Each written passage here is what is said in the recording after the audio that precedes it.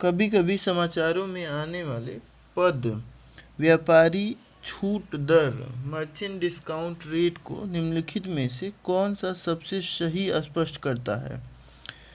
यह किसी बैंक द्वारा किसी व्यापारी को उस बैंक के डेबिट कार्ड के माध्यम से भुगतान स्वीकार करने के लिए दिया जाने वाला प्रोत्साहन है।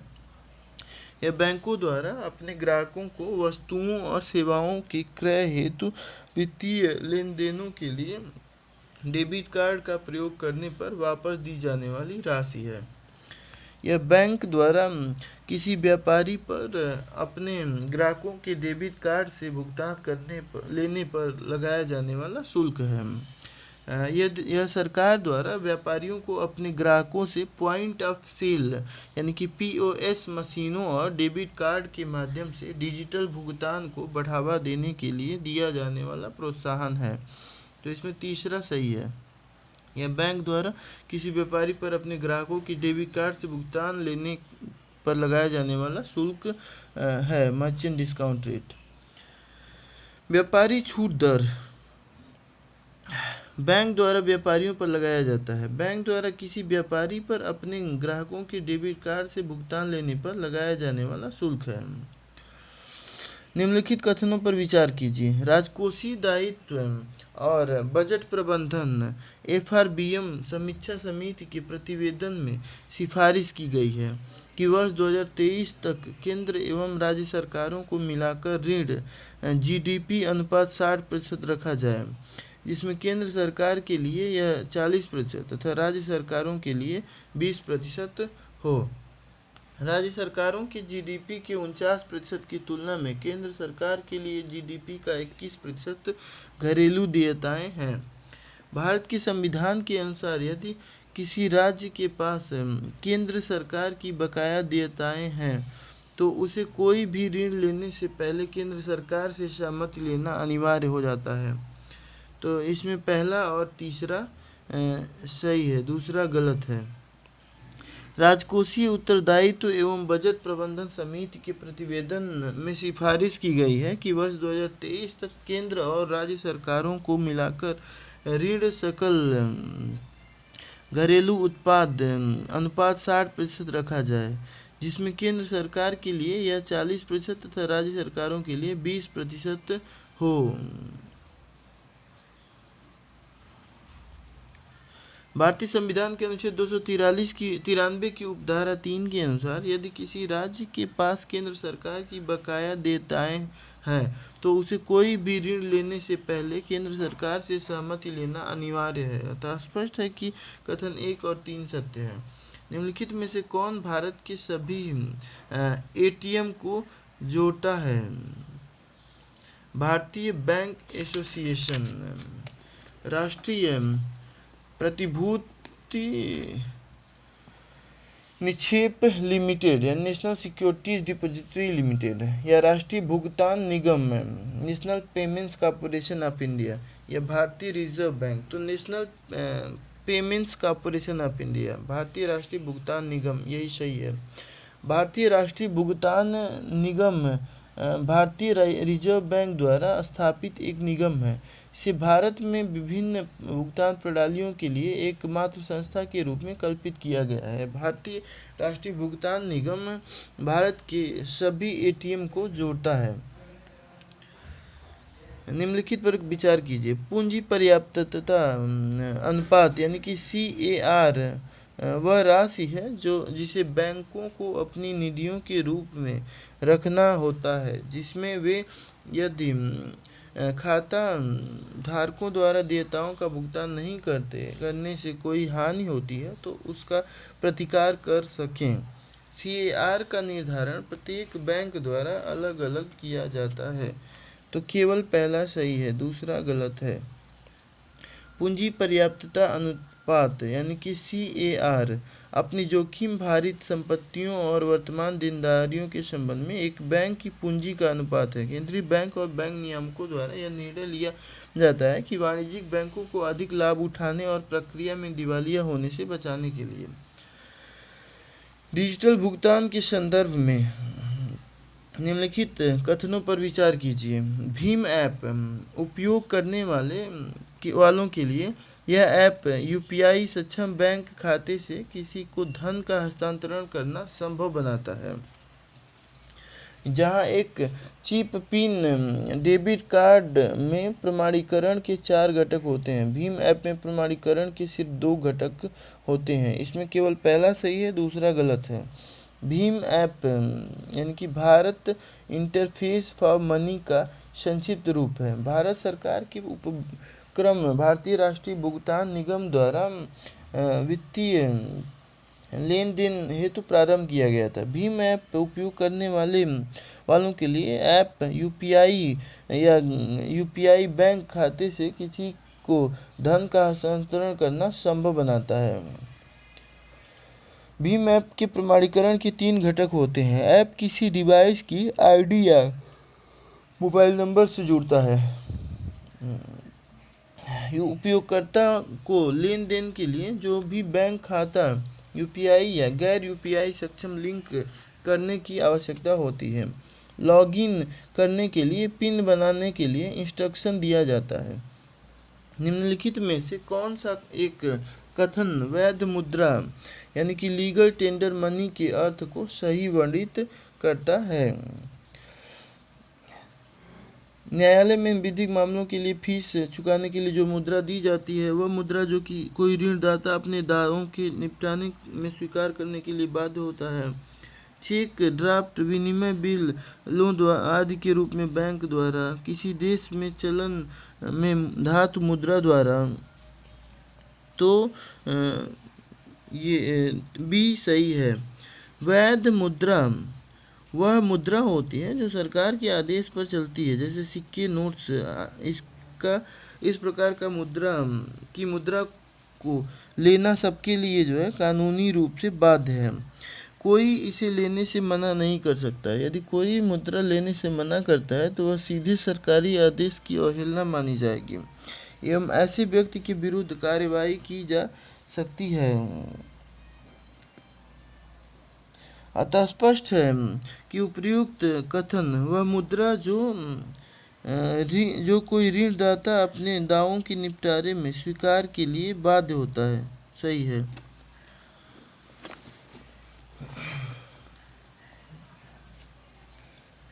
निम्नलिखित कथनों पर विचार कीजिए। भारतीय रिजर्व बैंक भारत सरकार की प्रतिभूतियों का प्रबंधन और प्रयोजन करता है, किंतु किसी राज्य सरकार की प्रतिभूतियों का नहीं। भारत सरकार कोष पत्र यानी ट्रेजरी बिल जारी करती है और राज्य सरकारें कोई कोष पत्र जारी नहीं करती हैं। कोष पत्र ऑफर अपने समतुल्य से बट्टे पर जारी किए जाते हैं। तो दूसरा और तीसरा सही है। भारतीय रिजर्व बैंक अधिनियम 1934 के तहत आरबीआई भारत सरकार एवं राज्य सरकार दोनों की प्रतिभूतियों का प्रबंधन एवं प्रयोजन करता है। सरकारी प्रतिभूतियां केंद्र एवं राज्य सरकार दोनों द्वारा जारी की जाती है, लेकिन राज्य सरकारें केवल दीर्घकालीन प्रतिभूतियां ही जारी कर सकती हैं। इन्हें राज्य विकास ऋण कहा जाता है। राज्य विकास ऋण कहा जाता है। ट्रेजरी बिल पर ब्याज का भुगतान नहीं होता है, यद्यपि इन्हें उनके मूल्य के बट्टे पर जारी किया जाता है। भारत में सार्वजनिक क्षेत्र के बैंकों के संचालन के संबंध में निम्नलिखित कथनों पर विचार कीजिए। पिछले दशक में भारत सरकार द्वारा सार्वजनिक क्षेत्र के बैंकों में पूंजी के अंतर्वेशन में लगातार वृद्धि हुई है। सार्वजनिक क्षेत्र के बैंकों को सुव्यवस्थित करने के लिए मूल भारतीय स्टेट बैंक के साथ उसके सहयोगी बैंकों का विलय किया गया है। केवल दूसरा सही है। पिछले दशक में भारत सरकार द्वारा सार्वजनिक क्षेत्र के बैंकों में पूंजी के अंतर्वेशन में लगातार वृद्धि नहीं हुई है, बल्कि बीच के वर्षों में इसमें गिरावट दर्ज हुई है।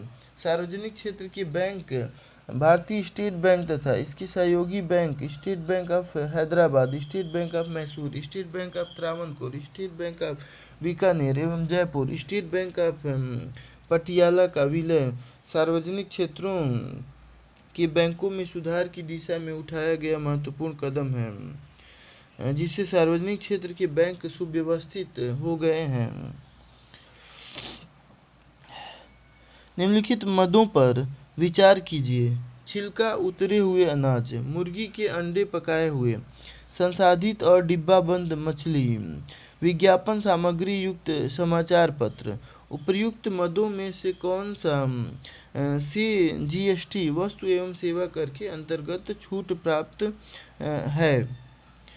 तो इसमें तीन सही है, पहला दूसरा चौथा, तीसरा गलत है।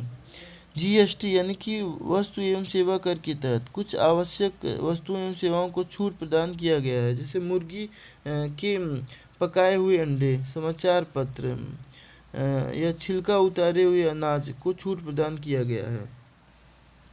निम्नलिखित कथनों पर विचार कीजिए। पिछले 5 वर्षों में आयातित खाद्य तेलों की मात्रा खाद्य तेलों की घरेलू उत्पादन से अधिक रही है।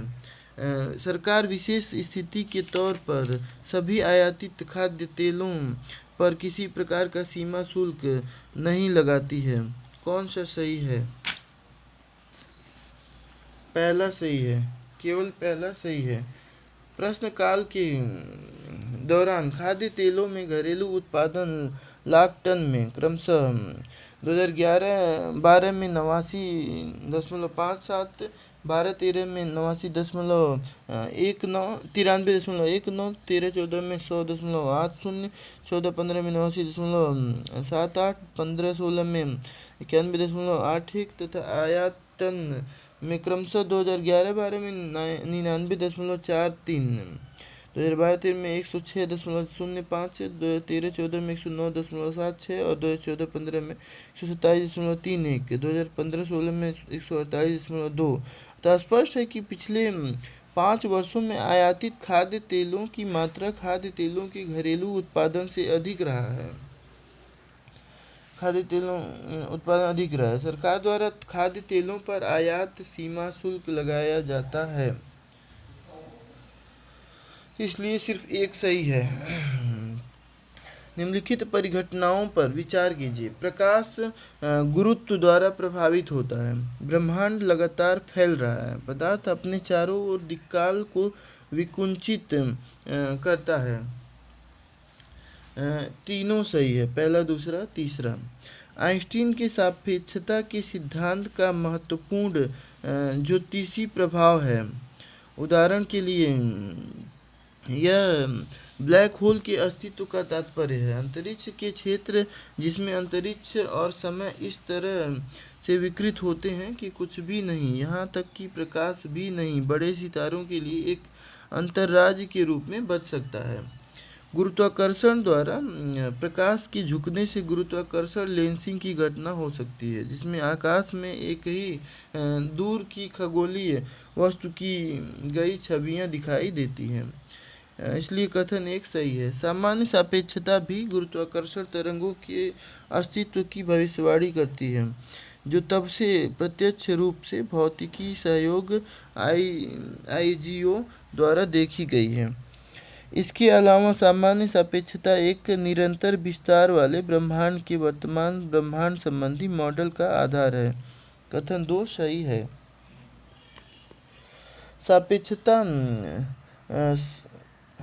सामान्य सापेक्षता गुरुत्वाकर्षण का आइंस्टीन का नियम है। उस मौलिक बल का उसका औचित्य जो हमें पृथ्वी की सतह पर रखता है। गुरुत्वाकर्षण आइंस्टीन मुखर अंतरिक्ष और समय या अंतरिक्ष समय के युद्ध के कारण होता है। मरुस्थल क्षेत्रों में जल ह्रास को रोकने के लिए निम्नलिखित में से कौन सा पर्ण रूपांतरण होता है? तीनों, कठोर एवं मोमी पर्ण, लघु पर्ण, पर्ण की जगह कांटे। मरुस्थल एक ऐसा क्षेत्र है जहाँ प्रायः वाष्पीकरण अपक्षरण की अपेक्षा अधिक होता है। रेगिस्तान को ऐसी स्थलाकृति रूप में परिभाषित किया जाता है जहाँ वर्षा, बौछार, हिम आदि बर्फ आदि रूपों में बहुत कम लगभग 250 मिमी होती है। यहाँ केवल वही पौधे पनप सकते हैं जिनमें जल संचय करने की अथवा धरातल के बहुत नीचे से जल प्राप्त करने की अद्भुत क्षमता हो।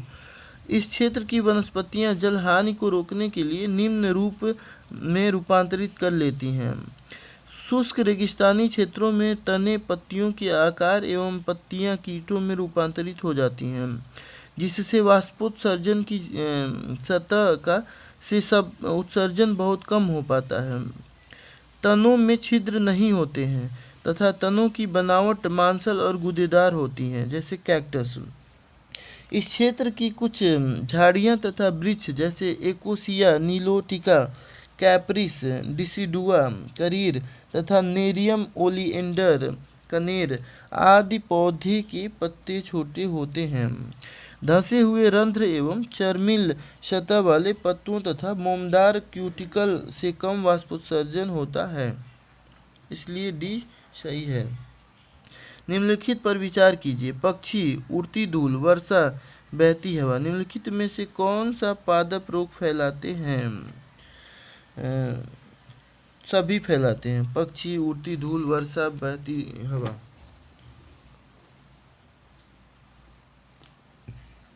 पौधों में किसी भी प्रकार का विघ्न जो उनकी सामान्य संरचना, कार्य अथवा आर्थिक उपयोगिता में अवरोध उत्पन्न करता है, पादप रोग कहलाता है। भारत जैसे कृषि प्रधान देश में विभिन्न पादप रोग, कीट, खरपतवार आदि से कुल खाद्यान्न का लगभग 18% का प्रतिवर्ष नुकसान होता है। पौधों में कई रोग के लिए कई कारक उत्तरदायी हैं जो पौधों में असामान्य लक्षण पैदा करते हैं, जैसे विषाणु, जीवाणु, कवक। पौधों की बीमारियां मुख्यतः संक्रामक एवं गैर संक्रामक होती हैं और ये एक पौधे से दूसरे पौधे में संचरित होती है। पक्षी, उड़ती धूल, वर्षा एवं बहती हवा के द्वारा पादप रोग फैलते हैं, अतः विकल्प डी सही उत्तर है। भारतीय कृषि में परिस्थितियों के संदर्भ में संरक्षण कृषि की संकल्पना का महत्व बढ़ जाता है। निम्नलिखित में से कौन कौन से संरक्षण कृषि के अंतर्गत आते हैं? एक धान्य कृषि पद्धतियों का परिहार, न्यूनतम जोत को अपनाना, बागानी फसलों की खेती का परिहार, मृदा धरातल को ढकने के लिए फसल अवशिष्ट का उपयोग, स्थानिक एवं कालिक फसल अनुक्रमण, फसल आवर्तनों का अपनाना। तो केवल दूसरा, चौथा और पांचवा सही है, न्यूनतम जोतों का और मृदा धरातल को ढकने का और स्थानिक एवं कालिक अनुक्रमण, फसल अनुक्रमण। संरक्षण कृषि को संयुक्त राष्ट्र के खाद्य और कृषि संगठन के द्वारा एक बयान द्वारा परिभाषित किया गया है। संसाधन बचत कृषि उत्पादन के लिए एक अवधारणा जो समवर्ती रूप से उच्च और निरंतर उत्पादन स्तरों के साथ स्वीकार्य लाभ प्राप्त करने का प्रयास करती है। पर्यावरण का संरक्षण कृषि के 3 सिद्धांत हैं: न्यूनतम जुताई और मिट्टी की गड़बड़ी, फसल अवशेषों और जीवित घास के साथ अस्थायी मिट्टी कवर, फसल का घूमना और बीच में आना।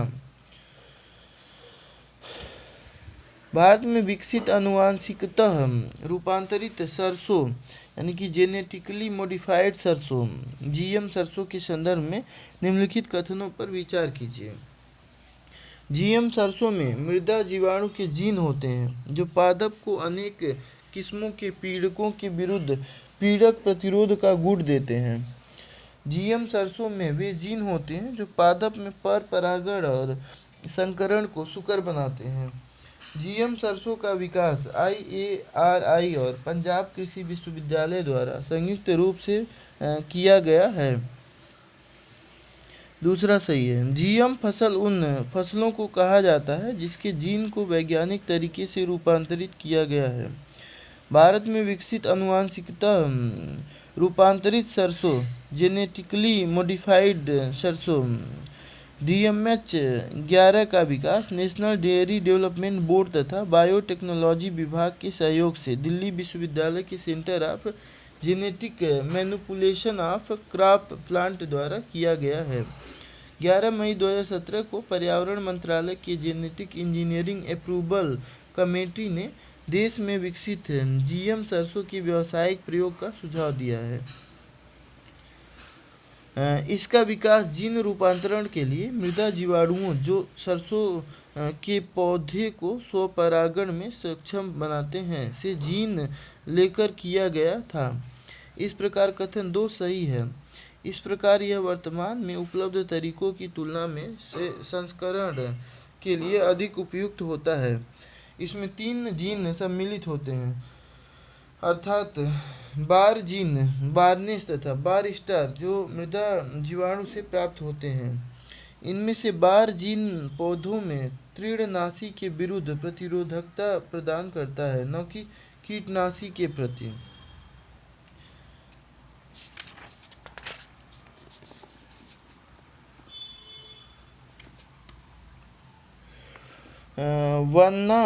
वन्ना क्राइपेटिया और इटर्नल ब्लू पद जो हाल ही में समाचारों में उल्लिखित था, निम्नलिखित किसके साथ संबंधित है?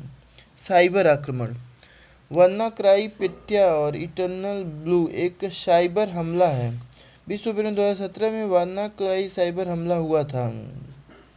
यह हमला अमेरिका की राष्ट्रीय सुरक्षा एजेंसी से चुराए गए साइबर हथियार इटर्नल ब्लू से किया गया था। 2017 में वाना क्राई को एक रैंसमवेयर वायरस का नाम दिया गया था जो विभिन्न कंप्यूटर नेटवर्क पर जल्दी से विस्तारित हुआ।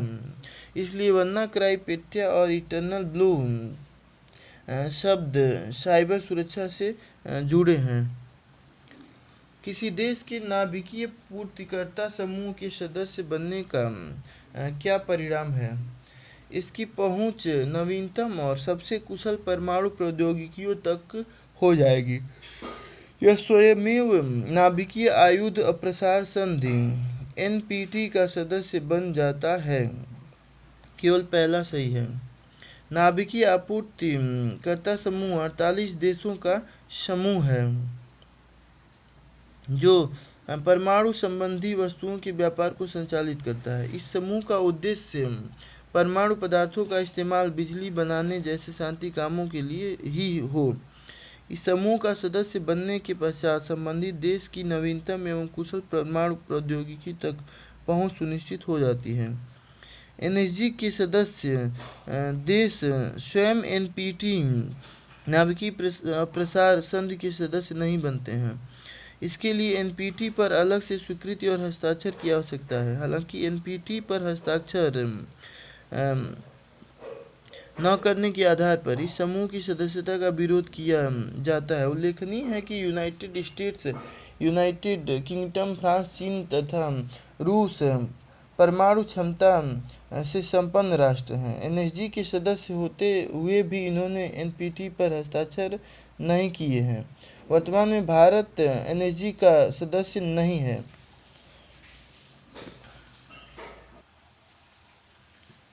निम्नलिखित कथनों पर विचार कीजिए। आधार कार्ड का प्रयोग नागरिकता या अधिवास के प्रमाण के रूप में किया जा सकता है। एक बार जारी करने के पश्चात इसे निर्गत करने वाला प्राधिकरण आधार संख्या को निष्क्रिय या लुप्त नहीं कर सकता है। न तो एक सही है और न ही 2 सही है।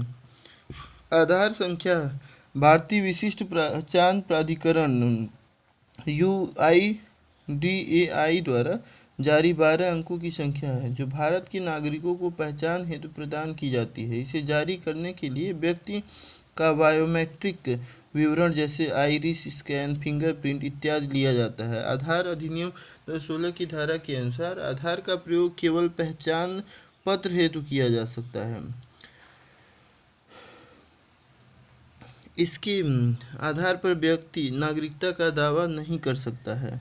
आधार एक्ट 2016 के तहत आधार संख्या को नियमों के तहत निष्क्रिय या लुप्त भी किया जा सकता है।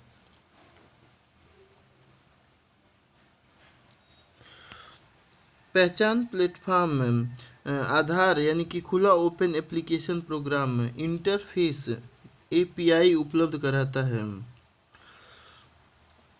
इसे किसी भी इलेक्ट्रॉनिक उपकरण के साथ एकीकृत किया जा सकता है। परितारिका आइरिस का प्रयोग कर ऑनलाइन प्रमाणीकरण संभव है। दोनों सही है, 1 और 2 दोनों सही है। भारतीय विशिष्ट पहचान प्राधिकरण सन 2009 में गठित भारत सरकार का एक प्राधिकरण है जिसका गठन भारत के प्रत्येक नागरिक को एक बहुउद्देशीय राष्ट्रीय पहचान पत्र उपलब्ध करवाने की भारत सरकार की एक महत्वाकांक्षी योजना के अंतर्गत किया गया।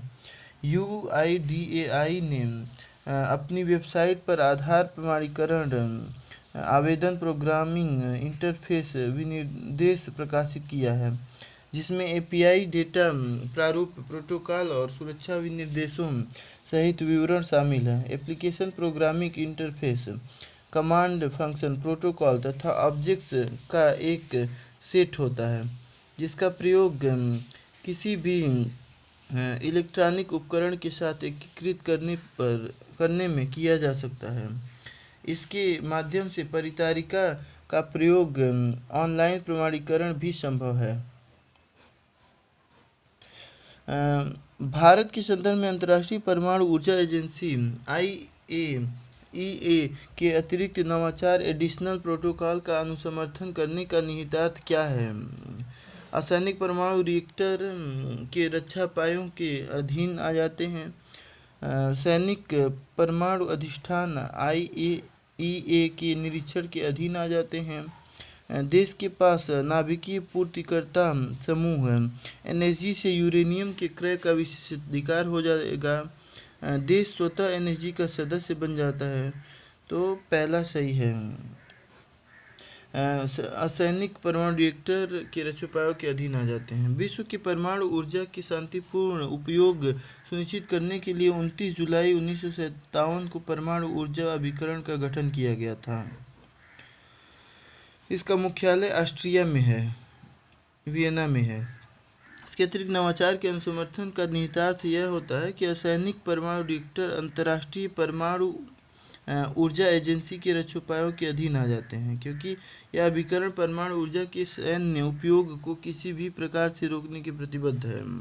उल्लेखनीय है कि भारत IAEA के मध्य 2009 के दोनों के मध्य सुरक्षा उपायों को लेकर एक अतिरिक्त नवाचार लागू किया गया जिसके प्रावधानों के अनुरूप भारत के असैन्य परमाणु रिएक्टर के रक्षोपायों के अधीन आ गए हैं।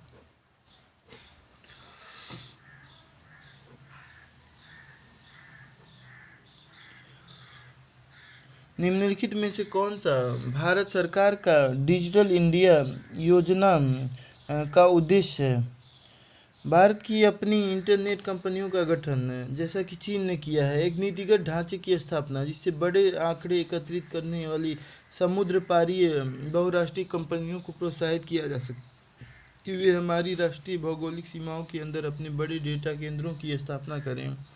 हमारे अनेक गांवों को इंटरनेट से जोड़ना तथा हमारे बहुत से विद्यालयों, सार्वजनिक स्थलों तथा प्रमुख पर्यटक केंद्रों में वाईफाई लाना।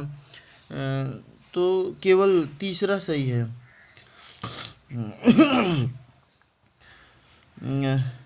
1 जुलाई 2015 को प्रधानमंत्री नरेंद्र मोदी ने डिजिटल इंडिया कार्यक्रम को लॉन्च किया। इस कार्यक्रम के उद्देश्य हैं भारत के प्रत्येक नागरिक के लिए बुनियादी ढांचा तैयार करना, गवर्नेंस व मांग आधारित सेवाएं उपलब्ध कराना, भारत के प्रत्येक नागरिक का डिजिटल सशक्तिकरण करना, कि इंडिया के 9 स्तंभ जैसे ब्रॉडबैंड हाईवे, सबको फ़ोन की उपलब्धता, इंटरनेट तक पहुंच, ई शासन, ई क्रांति, इलेक्ट्रॉनिक मैन्युफैक्चरिंग, आईटी के जरिए स्वरोजगार व भविष्य की तैयारी कार्यक्रम। इस कथन से पता चलता है कि 1 व 2 गलत है अतः 3 सही है। कभी कभी समाचार में उल्लिखित terminal high altitude area defence क्या है? इजराइल की एक रडार प्रणाली है। भारत का घरेलू मिसाइल प्रतिरोधी कार्यक्रम है। अमेरिका मिसाइल प्रतिरोधी प्रणाली है। जापान और दक्षिण कोरिया के बीच एक रक्षा सहयोग है। तो ये THAAD जो है अमेरिका मिसाइल प्रतिरोधी प्रणाली है।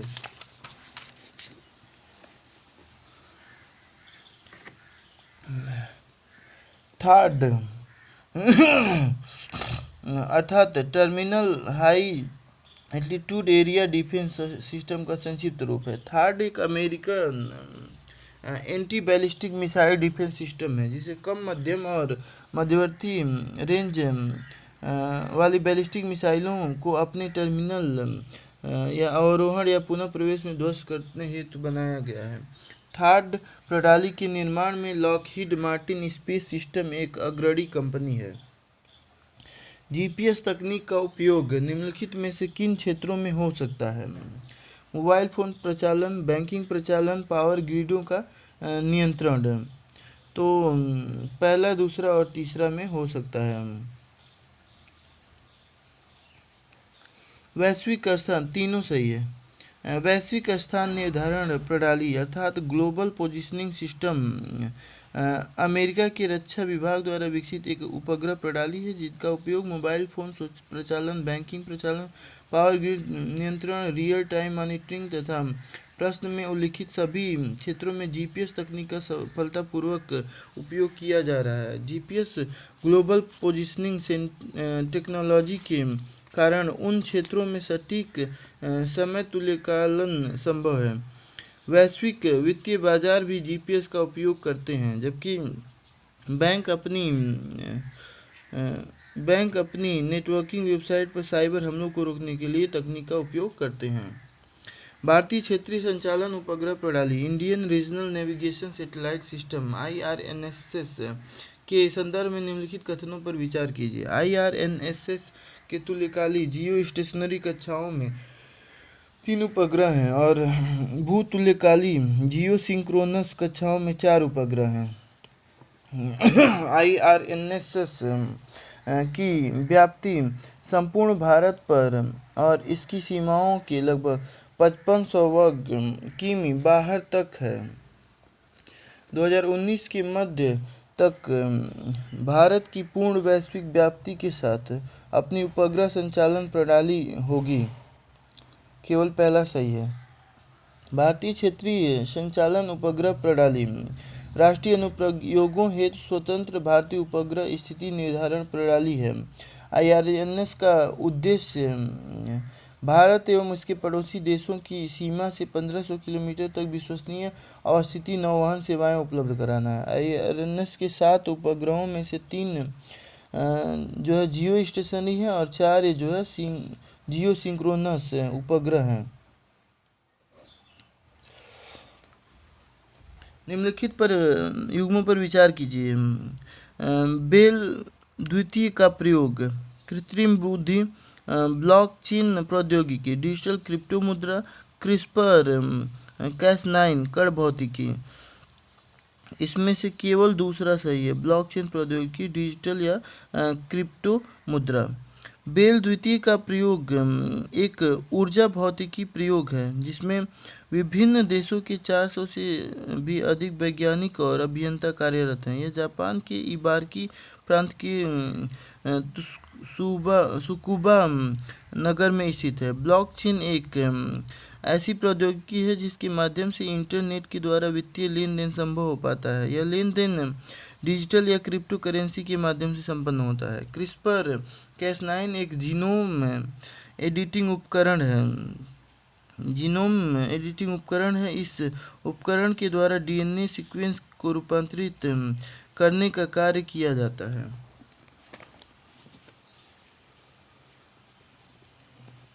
निम्नलिखित कथनों में से कौन सा कार्बन निषेचन यानी कि कार्बन फर्टिलाइजेशन को सर्वोत्तम वर्णित करता है?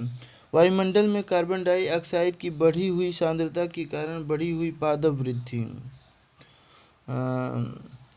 वायुमंडल में कार्बन डाइऑक्साइड की बढ़ी हुई सांद्रता के कारण पृथ्वी का बढ़ा हुआ तापमान। वायुमंडल में कार्बन डाइऑक्साइड की बढ़ी हुई सांद्रता के परिणाम स्वरूप महासागरों की बढ़ी हुई अम्लता। वायुमंडल में कार्बन डाइऑक्साइड की बढ़ी हुई सांद्रता के द्वारा हुए जलवायु परिवर्तन के अनुरूप पृथ्वी पर सभी जीवधारियों का अनुकूलन। कार्बन निषेचन कार्बन डाइऑक्साइड निषेचन के रूप में भी जाना जाता है। इस प्रक्रिया में वायुमंडल में कार्बन डाइऑक्साइड की वृद्धि पौधों में प्रकाश संश्लेषण की दर को बढ़ाती है, जो पादपों के विकास में मदद करती है। कार्बन निषेचन तथा कार्बन डाइऑक्साइड का सीधे गहरे समुद्र में डालकर संग्रहित किया जाना कार्बन अधिग्रहण के लिए अपनाई जाने वाली दो प्रमुख विधियां हैं। कार्बन निषेचन में समुद्र की सतह के नज़दीक कार्बन को फाइटोप्लैंक्टन द्वारा स्थिर किया जाता है, जो कि समुद्री जीवों द्वारा खा लिया जाता है। कुछ जीव मृत होने के पश्चात अपशिष्ट के रूप में नीचे चले जाते हैं। जीवाणु इन्हें खाकर CO2 का उत्पादन करते हैं, जो कि जल में घुल जाता है। मिट्टी भी एक प्रमुख कार्बन संग्रहण है, जिसमें वायुमंडल और स्थलीय वनस्पति की तुलना में अधिक कार्बन होता है। कार्बन मिट्टी के जीवों और वनस्पतियों से कार्बनिक पदार्थों के रूप में मिट्टी में प्रवेश करने के बाद यह दशकों, सदियों या सहस्राब्दी के लिए मिट्टी में बना रहता है। जब सुबह आपके स्मार्टफोन का अलार्म बजता है तो आप उठ जाते हैं और अलार्म को बंद करने के लिए उसे थपकी देते हैं, जिसके बाद गीजर स्वतः ही चल पड़ता है। आपके स्नानागार में लगा स्मार्ट दर्पण दिन में मौसम को दर्शाता है और आपकी ऊपरी टंकी में पानी के स्तर का भी संकेत देता है। जब आप नाश्ता बनाने के लिए अपने रेफ्रिजरेटर के कुछ किराना सामान निकाल लेते हैं, यह इसमें भंडारित सामान में आई कमी को जान लेता है और ताज़े किराना सामानों की पूर्ति के लिए क्रयादेश दे देता है। जब आप घर से बाहर कदम रखते हैं और दरवाजे पर ताला लगाते हैं, तब सभी बत्तियां, पंखे, गीजर और AC मशीनें स्वतः बंद हो जाती हैं। आपके कार्यालय के रास्ते पर आपकी कार आगे आने वाले यातायात की भीड़ के बारे में आपको चेतावनी देती है और वैकल्पिक रास्ते का सुझाव देती है, और यदि आपको किसी बैठक के लिए देर हो रही है तो यह उसके अनुसार आपके कार्यालय में संदेश भेज देती है। इन आविर्भूत होती हुई संचार प्रौद्योगिकी के संदर्भ में उपर्युक्त परिदृश्य के लिए इनमें से कौन सा पद सबसे उपयुक्त रूप से लागू होता है? Border gateway protocol, internet of things, internet protocol, virtual private network. तो internet of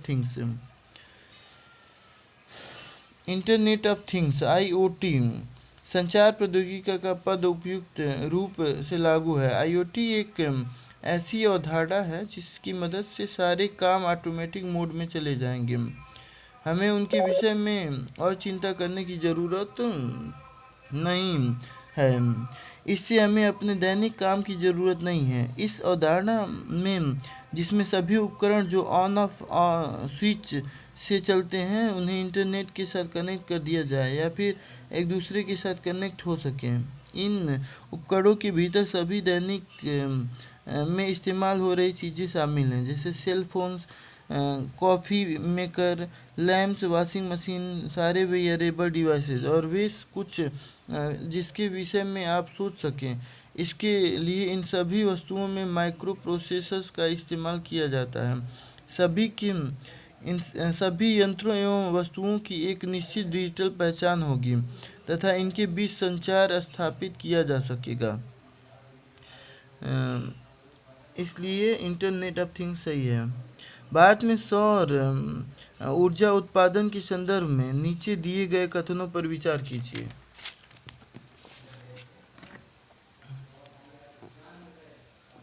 Bharat Prakash volt इकाइयों में प्रयोग में आने वाले सिलिकॉन वेफर्स का दुनिया में तीसरा सबसे बड़ा उत्पादक देश है।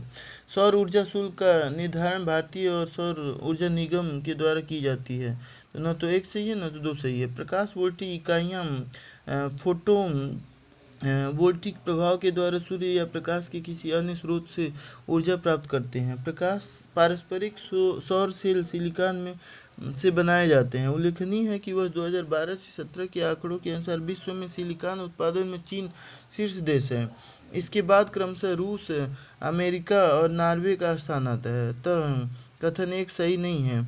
देश में सौर ऊर्जा शुल्क का निर्धारण केंद्र एवं राज्यों के संदर्भ में क्रमशः केंद्रीय विद्युत विनियामक आयोग एवं राज्य विद्युत विनियामक आयोग द्वारा किया जाता है, न कि सौर ऊर्जा निगम द्वारा।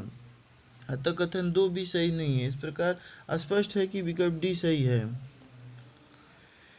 3D मुद्रण का निम्नलिखित में से किसमें प्रयोग किया जाता है? मिष्ठान की चीज़ें बनाने में, जैव इलेक्ट्रॉनिक कण के निर्माण में, ऑटोमोटिव उद्योग में, पुनर्निर्माणकारी सेल क्रम में, दत्त डेटा संसाधन प्रौद्योगिकियों में।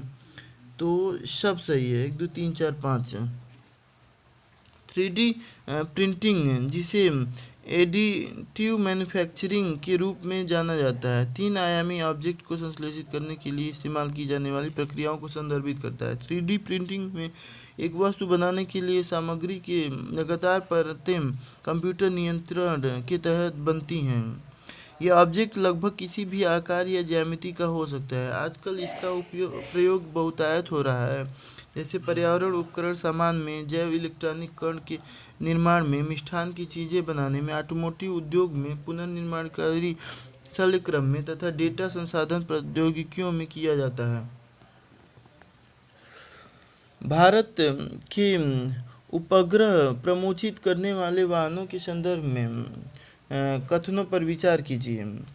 PSLVs से वे उपग्रह प्रमोचित किए जाते हैं जो पृथ्वी के संसाधनों के मॉनिटरिंग में उपयोगी हैं, जबकि GSLV को मुख्यतः 4 उपग्रहों को प्रमोचित करने के लिए अभिकल्पित किया गया है।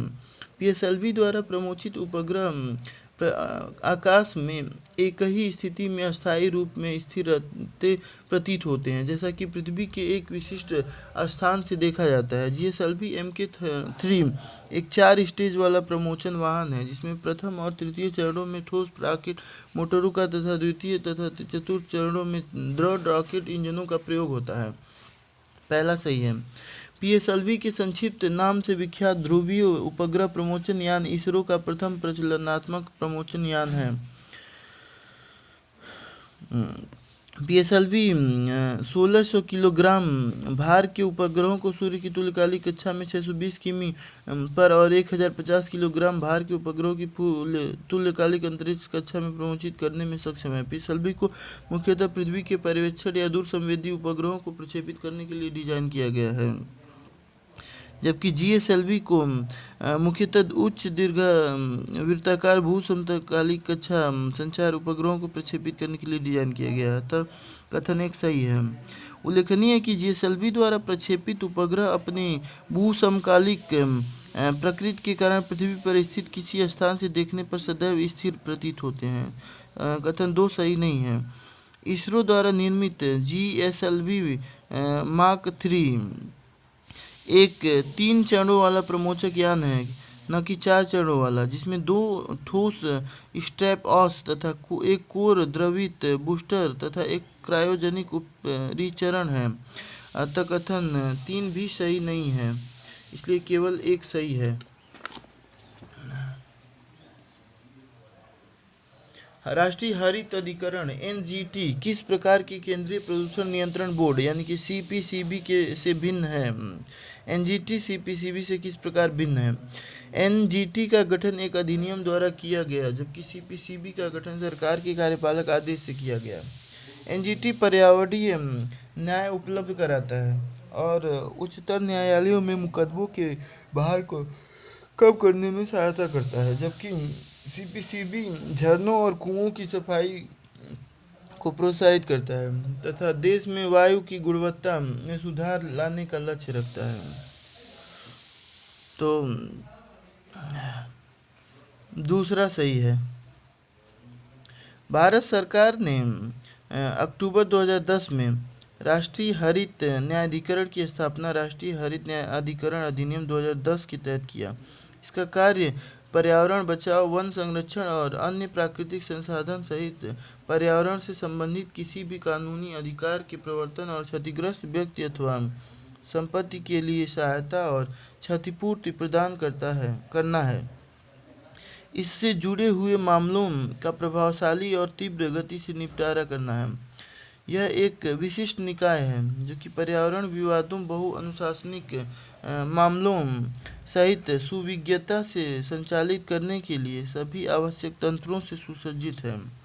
यह अधिकरण 1908 के नागरिक कार्यविधि के द्वारा दिए गए कार्यविधि से प्रतिबद्ध नहीं है, लेकिन प्राकृतिक न्याय सिद्धांतों से निर्देशित होगा।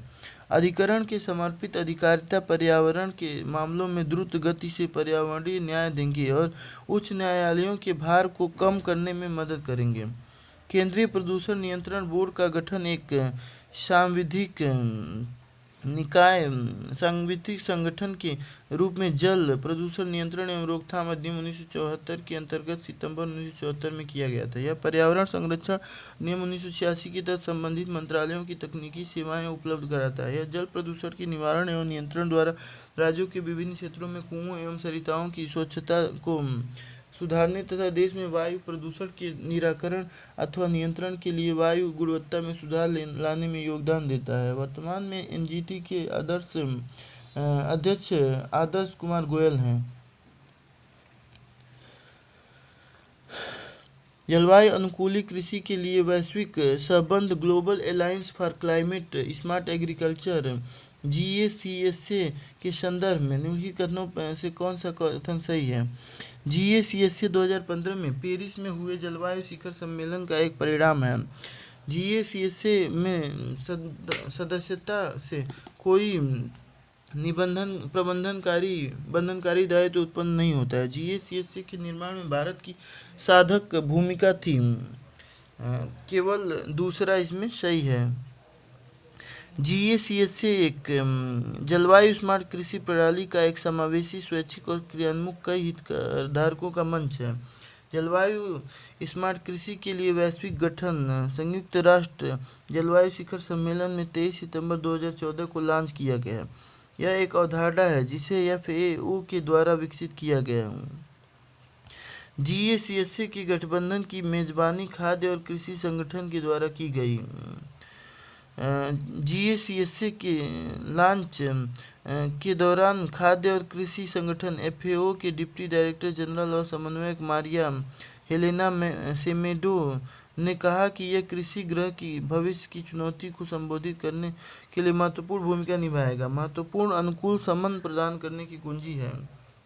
यह जलवायु परिवर्तन के साथ साथ सामाजिक, आर्थिक और पर्यावरणीय सहलाभों के साथ तालमेल बिठाने में भी मदद करेगा।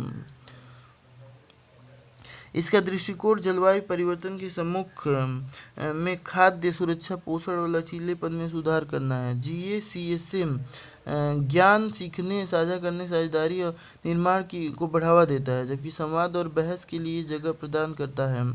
इसके निर्माण में भारत की साधक भूमिका नहीं है। छठा विलोप यह शब्द किसकी विवेचना के संदर्भ में समाचारों में प्रायः उल्लिखित होता है? छठा व्यापक विलोप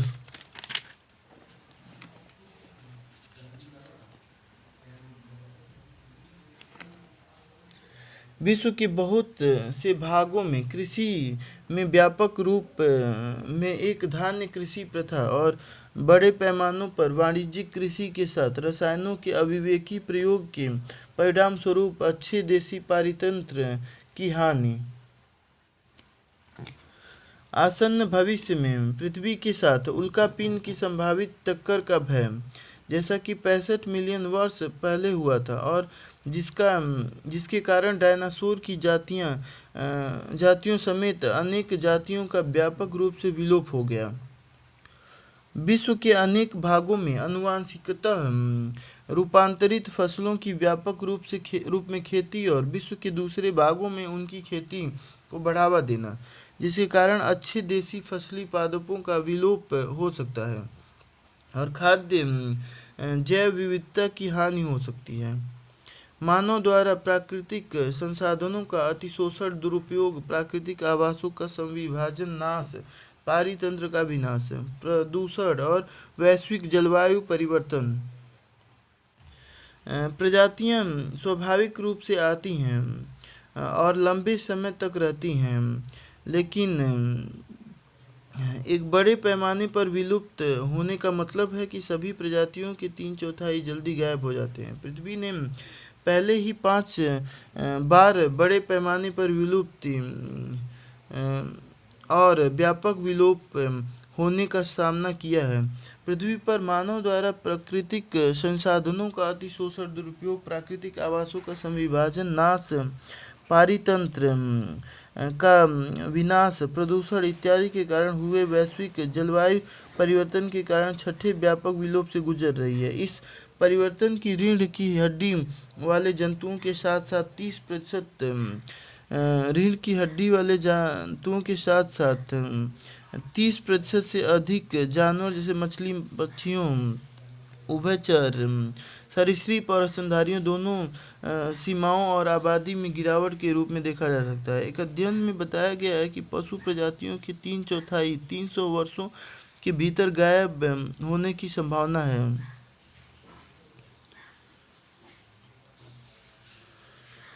हरित अर्थव्यवस्था पर कार्रवाई के लिए भागीदारी, जो अपेक्षाकृत हरित एवं और अधिक समावेशी अर्थव्यवस्था की ओर देशों के संक्रमण में सहायता देने के लिए संयुक्त राष्ट्र की एक क्रियाविधि है, आविर्भावित हुई है। जोहान्सबर्ग में 2002 के संधारणीय विकास के पृथ्वी के शिखर सम्मेलन में, रियो डी जेनेरियो में 2012 की संधारणीय विकास एवं संयुक्त राष्ट्र सम्मेलन में, पेरिस में 2015 में जलवायु परिवर्तन एवं संयुक्त राष्ट्र फ्रेमवर्क कन्वेंशन में, नई दिल्ली में 2016 के विश्व संधारणीय शिखर सम्मेलन में। तो दूसरा सही है, डी जेनेरियो में 2012 की संधारणीय विकास सम्मेलन में।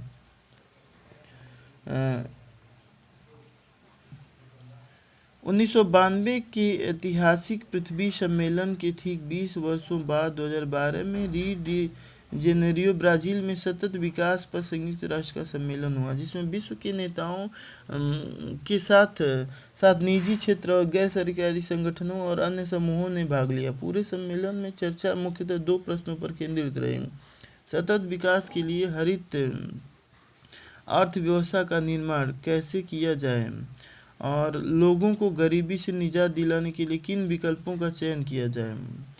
सतत विकास के लिए अंतर्राष्ट्रीय समन्वय कैसे स्थापित किया जाए। Rio+20 में 7 क्षेत्रकों को चिन्हित किया गया। तो 7 क्षेत्रकों को चिन्हित किया गया, जैसे रोजगार, ऊर्जा, संपोषणी शहर, खाद्य सुरक्षा, जल, समुद्र और आपदा प्रबंधन। इस सम्मेलन के संपूर्ण दस्तावेज का प्रकाशन द फ्यूचर वी वांट के नाम से हुआ। 2012 के पृथ्वी सम्मेलन का फोकस मुख्यतः 3 तथ्यों पर रहा: गरीबी में कमी लाना, स्वच्छ ऊर्जा और सतत विकास। हरित अर्थव्यवस्था पर कार्रवाई के लिए भागीदारी, the partnership for action on green economy page, Rio+20 Rio Brazil 2012 के सतत विकास लक्ष्यों को प्राप्त करने और निगरानी करने में देशों की सहायता के लिए 2013 में लाया गया एक क्रियाविधि तंत्र है। पेज संयुक्त राष्ट्र की 5 एजेंसियों, संयुक्त राष्ट्र पर्यावरण कार्यक्रम, अंतर्राष्ट्रीय श्रम संगठन, संयुक्त राष्ट्र विकास कार्यक्रम, संयुक्त राष्ट्र औद्योगिक विकास संगठन और संयुक्त राष्ट्र संस्थान प्रशिक्षण और अनुसंधान संस्थान को हरित और समावेशी अर्थव्यवस्था की ओर देशों की संक्रमण में सहायता देने के लिए साथ लाता है, नेटवर्क स्थापित करता है तथा समर्थन प्रदान करता है। प्रोसो पीस जूलीफ्लोरा नामक पादप प्रायः क्यों समाचारों में उल्लिखित है? इसके सार का व्यापक रूप से प्रसाधन सामग्रियों में उपयोग होता है। जिस क्षेत्र में यह उगता है वहाँ की जैव विविधता को कम करने लगता है। इसके सार का उपयोग कीटनाशकों के इस्तेमाल संश्लेषण में किया जाता है। उसमें से कोई नहीं, बी सही है। क्षेत्र में यह उगता है वहाँ की जैव विविधता को कम करने लगता है। विलायती बबूल झाड़ीदार छोटे आकार का वृक्ष है। इसका वैज्ञानिक नाम प्रोसोपिस जूलीफ्लोरा है। मूल रूप से दक्षिण और मध्य अमेरिका तथा कैरिबियाई देशों में पाया जाता है। 1870 में इसे भारत लाया गया था। इस पौधे की जड़ें पृथ्वी में बहुत गहराई तक जाती हैं तथा बहुत अधिक मात्रा में जल का अवशोषण करती हैं। जिस जमीन पर यह पैदा होता है वहाँ कुछ उगने या पनपने नहीं देता है। इसकी पत्तियाँ छोटी होती हैं। इसका पर्यावरण की दृष्टि से भी कोई उपयोग नहीं है तथा यह बहुत ही कम मात्रा में कार्बन का अवशोषण करता है। अध्ययनों से ज्ञात हुआ देसी पेड़ पौधों की लगभग 500 प्रजातियों को समाप्त कर चुका है। खिंजड़ी, अंतमूल, केम, जंगली कदम, कुल्लू, आंवला, हीस, करील और लसौड़ा सहित सैकड़ों देसी पौधों सब इसकी वजह से दिखाई ही नहीं देते हैं। Movement for change, climate neutral now, यह पहल किसके द्वारा प्रवर्तित किया गया? जलवायु परिवर्तन पर अंतर्सरकारी पैनल द्वारा, सचिवालय द्वारा, सचिवालय UNFCCC के सचिवालय द्वारा, विश्व मौसम विज्ञान संगठन द्वारा, तो UNFCCC सचिवालय द्वारा। और 2015 में संयुक्त राष्ट्र जलवायु परिवर्तन सम्मेलन COP21 और COP21 पेरिस फ्रांस में 30 नवंबर 2012 दिसंबर 2015 के मध्य आयोजित किया गया था। इस सम्मेलन में वर्ष 2020 तक कार्बन तटस्थ विश्व की कल्पना की गई थी, जिसके लिए UNFCCC सचिवालय ने क्लाइमेट न्यूट्रल नाउ पहल की शुरुआत की थी। अगले वर्ष सचिवालय ने क्लाइमेट न्यूट्रल नाउ पर ध्यान केंद्रित करने के लिए एक स्तंभ मोमेंटम फॉर चेंज नाम से जोड़ा, जो दुनिया भर में सफल जलवायु कार्यवाही को प्रदर्शित करने के बड़े प्रयासों के हिस्से के रूप में था। जलवायु तटस्थता क्लाइमेट न्यूट्रल एक 3 स्तरीय प्रक्रिया है, जिसके लिए व्यक्तियों, कंपनियों और सरकारों की आवश्यकता होती है। अपने जलवायु पदचिह्न को मापें, जितना संभव हो सके उत्सर्जन कम करें। संयुक्त राष्ट्र प्रमाणित उत्सर्जन में कमी के साथ क्या आप समायोजित कर सकते हैं या नहीं?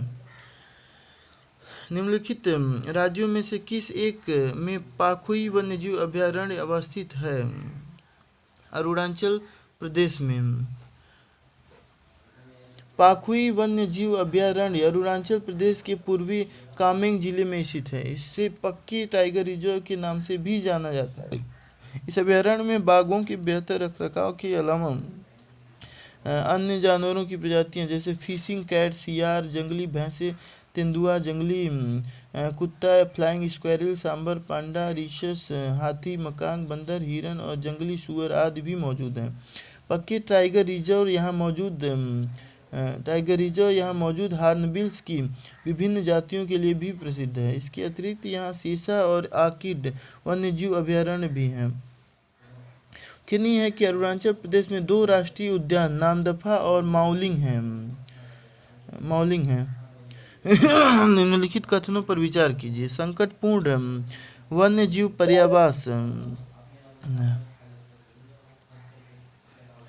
पर्यावास क्रिटिकल वाइल्ड लाइफ हैबिटेट की परिभाषा वन अधिकार अधिनियम 6 में समाविष्ट है। भारत में पहली बार बैगा जनजाति को पर्यावास अधिकार दिए गए हैं। केंद्रीय पर्यावरण, वन और जलवायु परिवर्तन मंत्रालय भारत के किसी भाग में विशेष रूप से कमजोर जनजाति समूहों के लिए पर्यावास अधिकार पर आधिकारिक रूप से निर्णय लेता है और उसकी घोषणा करता है। तो पहला ही सही है। देश में संकटग्रस्त आदिवासियों की 72 जातियों में से एक बैंगा आदिवासियों को दिसंबर 2015 में पहली बार जो है हैबिटेट राइट प्रमाण पत्र दिया गया। इनको यह अधिकार वन अधिकार अधिनियम 2006 के आदिवासियों के विशेष प्रावधान के अंतर्गत दिया गया। संकटपूर्ण वन्य जीव पर्यावास क्रिटिकल वाइल्ड लाइफ हैबिटेट की परिभाषा उन वन अधिकार अधिनियम 2006 में समाविष्ट है। इसमें बताया गया है कि आदिवासियों की 72 जातियां हैं ऐसी हैं जो विलुप्त होने की कगार पर हैं। इनमें से डिंडोरी क्षेत्र मध्य प्रदेश की बैगा जनजाति भी शामिल है। आदिवासी मामलों को मंत्रालय भारत के किसी भाग में विशेष रूप से कमजोर जनजातीय समूह के लिए पर्यावास अधिकार पर आधिकारिक रूप से निर्णय लेता है और उसकी घोषणा करता है।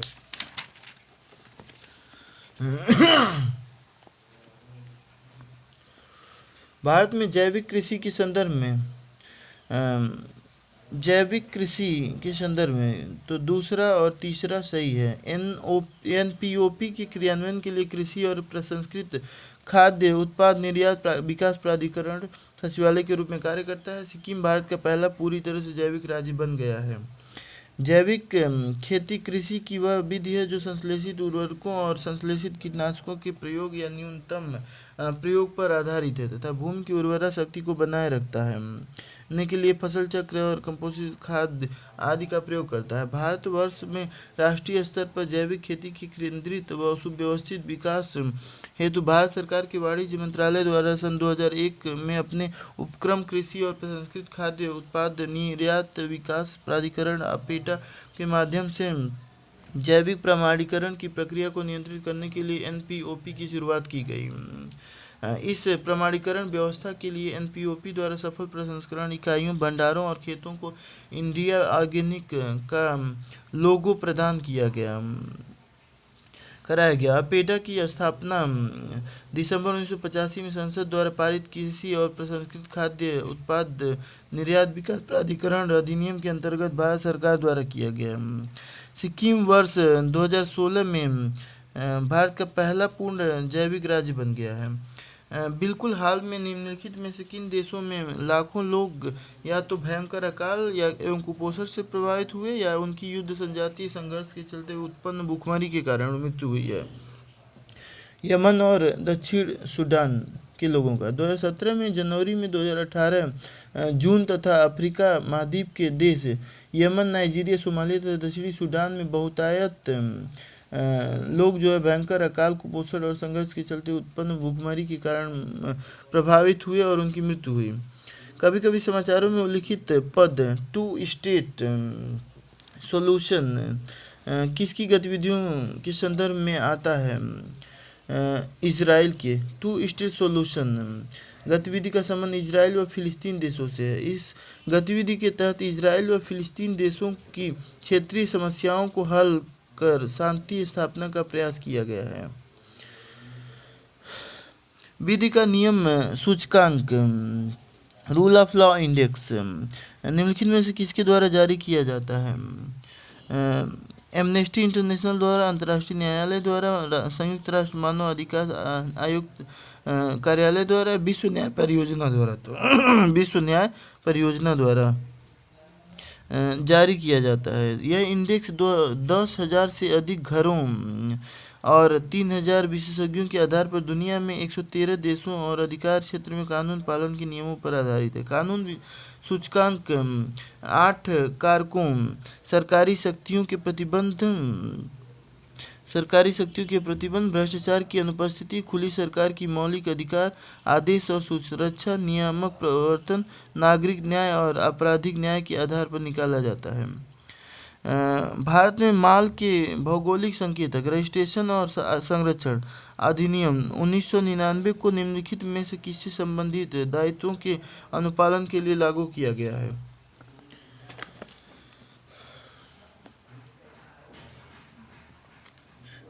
WTO सही है। ILO, IMFO, UN, CTAD, WTO is correct. WTO विश्व व्यापार संगठन के निर्देशों के अनुसार एक सुव्यवस्थित बौद्धिक संपदा अधिकार प्रणाली का संरक्षण किया जा रहा है। वास्तव में भौगोलिक संकेतक अधिनियम 1999 भारत में भौगोलिक संकेतों का अधिशासित करता है। इस अधिनियम के अंतर्गत वाणिज्य एवं उद्योग मंत्रालय औद्योगिक नीति एवं प्रवर्तन विभाग के अंतर्गत महानियंत्रक पेटेंट, डिजाइन तथा ट्रेडमार्क भौगोलिक संकेतकों के पंजीयक हैं। निम्नलिखित देशों पर विचार कीजिए: ऑस्ट्रेलिया, कनाडा, चीन, भारत, जापान, यूएसए। कौन कौन आसियान के मुक्त व्यापार भागीदारों में से एक है? तो पहला, तीसरा ऑस्ट्रेलिया हो गया, चीन हो गया और भारत हो गया और जापान हो गया। कनाडा और यूएसए नहीं है। चीन, जापान, कोरिया, न्यूजीलैंड, भारत तथा ऑस्ट्रेलिया आसियान के द्वारा 6 वार्ता भागीदारों में सम्मिलित हैं तथा न्यूजीलैंड के साथ मुक्त व्यापार समझौता पर हस्ताक्षर किए गए हैं। Aleppo Syria, Kirkuk Yemen, Mosul फिलिस्तीन, मजार शरीफ अफगानिस्तान। इनमें से कौन जो है सुमेलित है? पहला सुमेलित है और चौथा सुमेलित है। और अलेप्पो सीरिया का एक शहर है। यह यूरोप और एशिया के मध्य व्यापारिक गतिविधियों का केंद्र है। फिर किरकुकुम इराक का एक शहर है। यह एक बहुभाषी क्षेत्र है। मोसुल भी इराक का ही एक शहर है। यह दजला नदी के किनारे बसा है। हाल ही में इस्लामिक स्टेट के द्वारा 39 भारतीयों को हत्या के कारण चर्चा में रहा है। मजार शरीफ अफगानिस्तान के बड़े शहरों में से एक है। यदि सरकार द्वारा कोई वस्तु जनता को निःशुल्क उपलब्ध कराई जाती है तो विकल्प लागत शून्य होता है। विकल्प लागत की उपेक्षा की जाती है। विकल्प लागत को उत्पाद के उपभोक्ता से कर देने वाली जनता को अंतरित कर दिया जाता है। विकल्प लागत को उत्पाद के उपभोक्ता से शासन को अंतरित कर दिया जाता है। तो तीसरा सही है। विकल्प लागत को उत्पाद के उपभोक्ता से कर देने वाली जनता को अंतरित कर दिया जाता है। यदि सरकार द्वारा कोई वस्तु जनता को निःशुल्क उपलब्ध कराई जाती है तो विकल्प लागत को उत्पाद के उपभोक्ता से कर देने वाली जनता को अंतरित कर दिया जाता है। निम्नलिखित युग्मों पर विचार कीजिए: पुथुक्कुली शाल तमिलनाडु, सुजनी कढ़ाई महाराष्ट्र, उप्पाडा जामदानी साड़ी कर्नाटका। तो कौन जो है इसमें सही सुमेलित है? केवल पहला। पुथुक्कुली शाल तमिलनाडु, सुजनी कढ़ाई बिहार और उप्पाडा जामदानी साड़ी आंध्र प्रदेश। तो केवल पहला सही है, बाकी दोनों गलत हैं।